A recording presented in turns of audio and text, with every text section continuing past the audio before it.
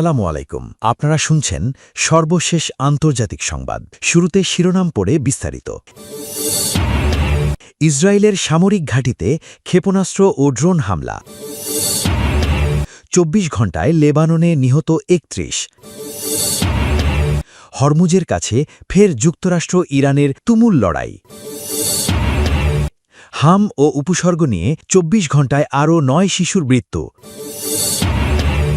সর্বশেষ থাকছে ব্যালিস্টিক ক্ষেপণাস্ত্রের পরীক্ষা চালাল ভারত। দর্শক, শুনছিলেন সংবাদ শিরোনাম, এবার জানিয়ে দেব বিস্তারিত সংবাদ। তবে তার আগে অনুরোধ থাকবে ভিডিওটিতে একটি লাইক দিন এবং ভিডিও সম্পর্কে আপনাদের গুরুত্বপূর্ণ মতামত কমেন্ট করে জানিয়ে দিন। ইসরায়েলের সামরিক ঘাঁটিতে ক্ষেপণাস্ত্র ও ড্রোন হামলার দাবি করেছে লেবাননের সশস্ত্র গোষ্ঠী হিজবুল্লাহ। বৈরুতে সাম্প্রতিক ইসরায়েলি হামলা এবং দক্ষিণ লেবাননে চলমান আক্রমণের প্রতিশোধ হিসেবেই এ হামলা চালানো হয়েছে বলে জানিয়েছে সংগঠনটি। শুক্রবার এক বিবৃতিতে হিজবুল্লাহ জানায়, ইসরায়েল যুদ্ধবিরতির শর্ত লঙ্ঘন করেছে। এর জবাবে উত্তর ইসরায়েলের নাহারিয়ার দক্ষিণে অবস্থিত একটি সামরিক ঘাঁটিতে ক্ষেপণাস্ত্র হামলা চালানো হয়। কয়েক ঘণ্টা পর আরেকটি সামরিক ঘাঁটিতে ব্যাপক ড্রোন হামলার দাবিও করে গোষ্ঠীটি। এদিকে লেবাননের স্বাস্থ্য মন্ত্রণালয় জানিয়েছে, দক্ষিণাঞ্চলে ইসরায়েলি হামলায় অন্তত ১১ জন নিহত হয়েছেন। নিহতদের মধ্যে ২ শিশু, ৩ নারী এবং একজন উদ্ধারকর্মী রয়েছেন।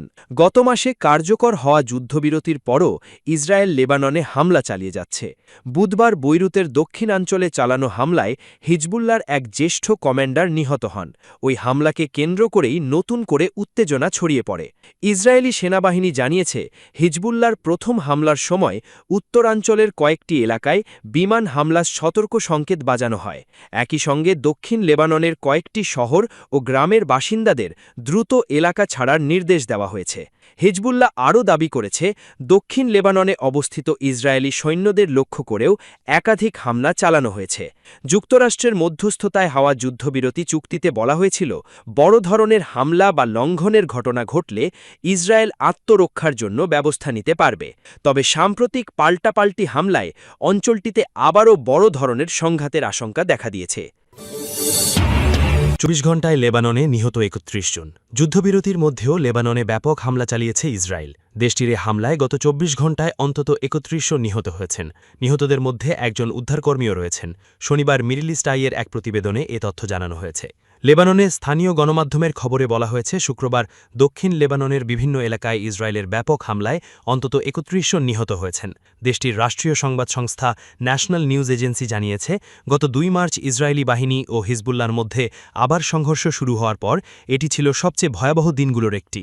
নিহতদের মধ্যে টায়ের জেলার তুরা শহরে চালানো ২টি বিমান হামলায় ৫ জন প্রাণ হারান। এই সময় সেখানে ধ্বংসস্তূপের নিচে আটকে থাকা এক নিখোঁজ মেয়েকে উদ্ধারে তল্লাশি চালিয়ে যাচ্ছিলেন উদ্ধারকারীরা।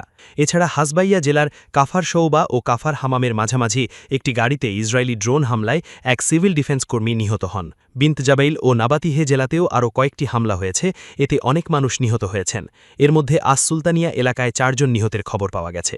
এদিকে ইসরায়েলের সামরিক বাহিনী ঘাঁটিতে ক্ষেপণাস্ত্র ও ড্রোন হামলার দাবি করেছে লেবাননের আশ্রয়শীল সংগঠন হিজবুল্লাহ। বেইরুতে সাম্প্রতিক ইসরায়েলি হামলা এবং দক্ষিণ লেবাননে চলমান আক্রমণের প্রতিশোধ হিসেবেই এই হামলা চালানো হয়েছে বলে জানিয়েছে সংগঠনটি। শুক্রবার এক বিবৃতিতে হিজবুল্লাহ জানায়, ইসরায়েল যুদ্ধবিরতির শর্ত লঙ্ঘন করেছে। এর জবাবে উত্তর ইসরায়েলের নাহারিয়ার দক্ষিণে অবস্থিত একটি সামরিক ঘাঁটিতে ক্ষেপণাস্ত্র হামলার করা হয়েছে। কয়েক ঘণ্টা পর আরেকটি সামরিক ঘাঁটিতে ব্যাপক ড্রোন হামলার দাবিও করে গোষ্ঠীটি। উল্লেখ্য, গত ১৭ এপ্রিল যুদ্ধবিরতি ঘোষণা করা হয়েছিল। এই বিরতি পরে ১৭ মে পর্যন্ত বাড়ানো হয়। তবে এর পরেও লেবাননে প্রায় প্রতিদিনই ইসরায়েলি হামলা অব্যাহত রয়েছে। হরমুজের কাছে ফের যুক্তরাষ্ট্র ইরানের তুমুল লড়াই। হরমুজ প্রণালীর কাছে ইরানের সশস্ত্র বাহিনী ও যুক্তরাষ্ট্রের জাহাজের মধ্যে ফের সংঘর্ষ হয়েছে। ইরানের ইসলামিক রেভলিউশনারি গার্ড কোরের সংশ্লিষ্ট ফার্স নিউজ এজেন্সি এই তথ্য জানিয়েছে।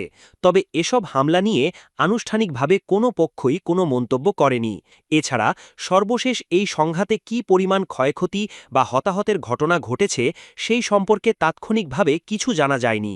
এর আগে বৃহস্পতিবার রাতভর যুক্তরাষ্ট্র ও ইরানের মধ্যে হরমুজ প্রণালীতে পাল্টাপাল্টি হামলা হয়েছে। মার্কিন বাহিনীর হামলায় ইরানের জাহাজের অন্তত ১ জন নাবিক নিহত হয়েছেন। এছাড়া হামলায় আহত হয়েছে আরও ১০ জন নাবিক। পাশাপাশি এখনও ইরানের ৪ জন নাবিক নিখোঁজ রয়েছে। এক বিবৃতিতে যুক্তরাষ্ট্রের সেন্ট্রাল কমান্ড জানায়, যুদ্ধজাহাজ ইউএসএস ট্রাক্সটন, ইউএসএস রাফায়েল পেরাল্টা এবং ইউএসএস ম্যাসানের ওপর ইরান ক্ষেপণাস্ত্র, ড্রোন ও ছোট নৌযান দিয়ে হামলা চালায়, তবে কোনো মার্কিন সামরিক সম্পদ ক্ষতিগ্রস্ত হয়নি।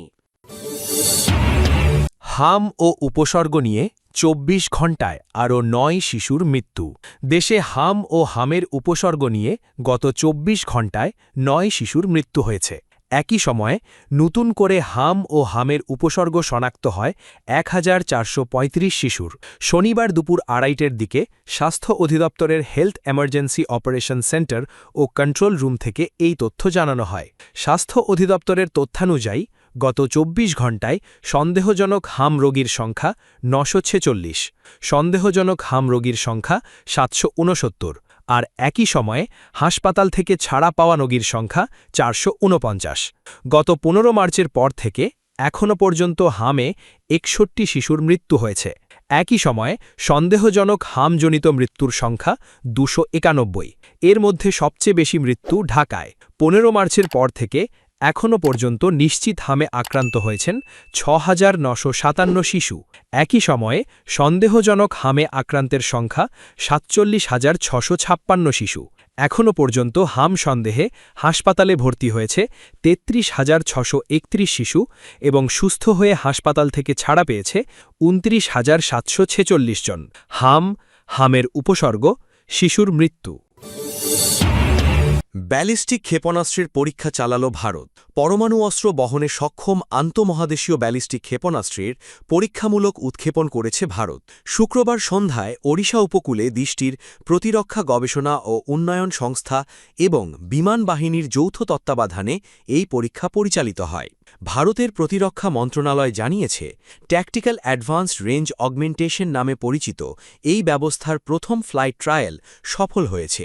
এটি ভারতের নিজস্বভাবে তৈরি এমন একটি প্রযুক্তি যা সাধারণ বোমাকেও অত্যন্ত নির্ভুল লক্ষ্যভেদী অস্ত্রে রূপ দিতে পারে। প্রতিরক্ষা সূত্রের দাবি, পরীক্ষিত ক্ষেপণাস্ত্রটি আনুষ্ঠানিকভাবে অগ্নি-6 নামে ঘোষণা না করা হলেও এটি আন্তঃমহাদেশীয় ক্ষেপণাস্ত্র শ্রেণীর। এর পাল্লা ১০,০০০ কিলোমিটারেরও বেশি হতে পারে বলে ধারণা করা হচ্ছে।